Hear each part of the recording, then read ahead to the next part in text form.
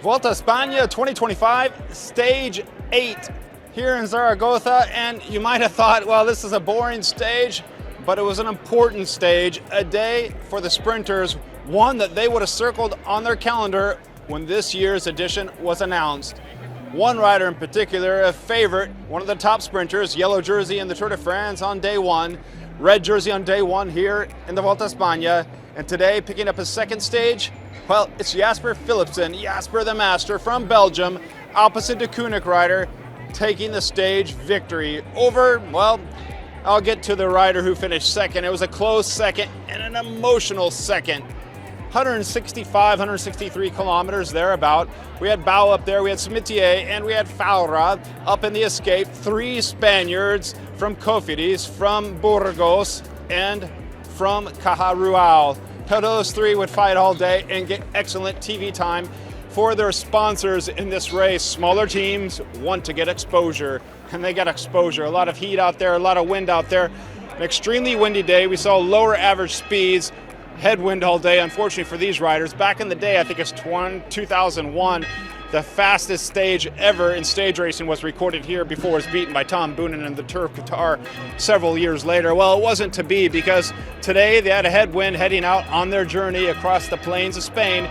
Here in Aragon, we hear the bells ringing over there. Off in the distance is one of Spain's largest cathedrals, a masterpiece in Zaragoza.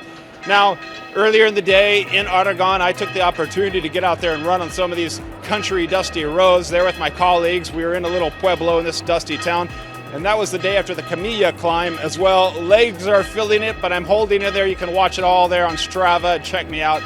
Now back to the action, because those guys, well, there frankly wasn't much action. We saw the final coming up in the one and only sprint of the day, intermediate sprint, 40 kilometers out. Now that's where we did get some action finally. Up front, of course, the trio picked up the top points.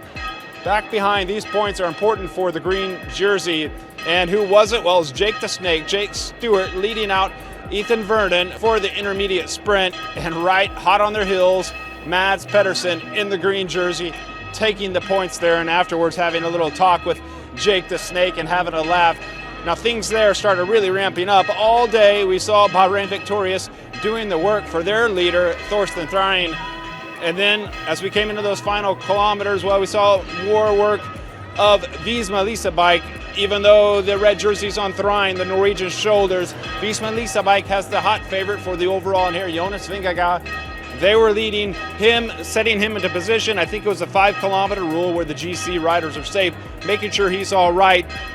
During the day, we did see Lidl, we did see Premier Tech, and we did see Alpecin de Koenig contributing one of their guys in the movements along with Bahrain and Visma as we were coming in here to the capital city of Aragon, where they had a lap of 23 kilometers. Now, interesting, when we came through this lap, we saw the riders come through. We got a preview of the sprint finish. Then, minutes later, we saw George Bennett, come through across the finish line from Team Premier Tech, and of course he had 2 crashes in that second one. I think he was back on stage 2. He'd really hurt his knee quite a bit, and he had the feeling things weren't going to last long for him in this 2025 edition of the Vuelta España, and he even knew when he started the stage today is probably game over for him in this year's edition. And in fact, he had to pull the plug, call it a Vuelta, unable to help Ethan Vernon to try to get a sprint victory, unable to help Ricky Tello in the GC battle, knee issues hurting him, and he's never crashed out of a Grand Tour before, that is until today. So he's wishing his riders best of luck as he pulls out and the race continues on. Now 23 kilometers around town here, a lot of curves, a lot of twists and turns, but crucially not very technical. And we had that last important right-hand bender. Visma positioned their man, Vingegaard, through that, and then after that it was all sprint teams and a final series of left-hand turns, and that final left-hand turn back behind me over my shoulder with around 150 kilometers to go. Now, Philipsen told me this morning, this is his type of stage. He would have Plancart lead him out through that last corner, and that's just what Plancart did. We had Plancart. Before that, we had Jonas Rijkaard as well, setting up Alpecin de Koenig. But attention, this was the shake-up, the surprise on the day, because we'd seen them try before, and today they tried with near success, because this Lotto Destiny and that multicolored, let me know down in the comments, the best jersey in the Vuelta España, the best team jersey. I think I'm gonna have to go with Lotto Destiny. That thing looks beautiful. Multicolored jersey. the team of Elia Viviani leading him out. I think it was Jasper de Boost, the final lead out man, 6-day racer. I remember interviewing him back in the day in the Amstel, in the Amsterdam 6-day, and the Ghent 6-day, Rotterdam 6-day. Well, he's out here on the roads, out here on the asphalt, doing it for Viviani himself, a trackie, coming up here, delivering the goods. Now, we saw the green jersey of Pedersen kind of badly placed. He had to do a sprint just to get up there in position to have a shot at the win, and it wasn't to be for Philipsen.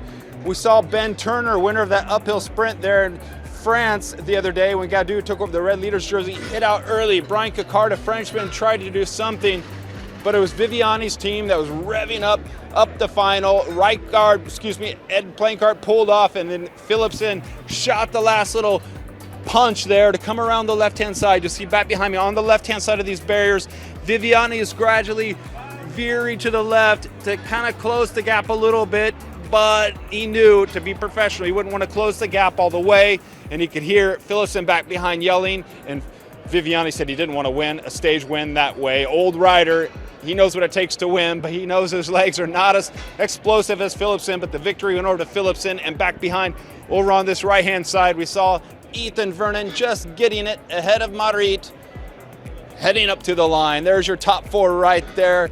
Madrid fourth, Vernon third, second, a disappointed, dejected Viviani, and first going to Jasper, who pulled off stage one. And today, stage 8 here in Zaragoza. It's a big one for Jasper Philipsen, celebrating over the line with his Alpecin-Deceuninck teammates. Victory in one corner, victory, celebration in another corner, dejection, disappointment.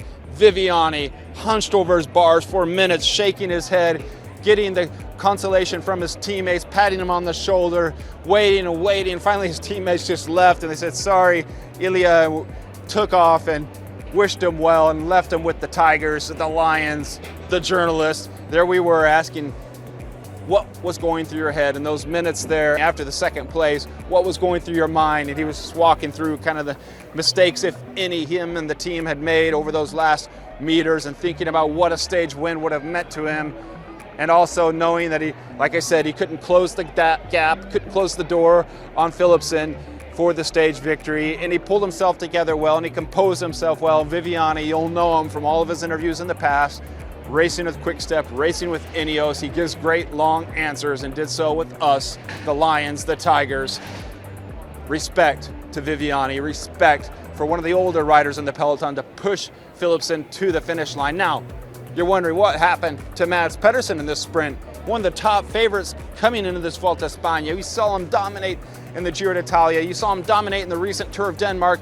He was left off the Tour de France roster to make way for Jonathan Milan. I don't know if that was the right decision, but here he is, here in the Vuelta España. You expect domination again. He hasn't won a stage win yet. He seems to be off a bit. And he said, yeah, okay, a flat, pure sprinter stage like this isn't quite suited to me, but no excuses. I need to work on my positioning. I need to get in there and get the right gaps, right spots. And frankly, I don't know what it is, he said, and I asked him about that there. But he said, hey, look, you can't expect me to be a climber one day, making me escape yesterday, and then being a sprinter the next day. He's getting points out there. He's racking up points in that green jersey competition. That's important for him, as he did the Ciclamino and the Giro d'Italia. And hey, just hold your horses, because there are plenty of mid-mountain climber, sprinter type stages coming up that Pedersen can dominate and win. So as the race gets going, goes on longer and longer, Mads Pedersen, like the cream, will rise to the top. But today, celebration. Thorsten Threin still in the red leader's jersey of the Vuelta España. Very important for Bahrain victorious. And coming out on top, mastering the sprint in Zaragoza, is Jasper Philipsen.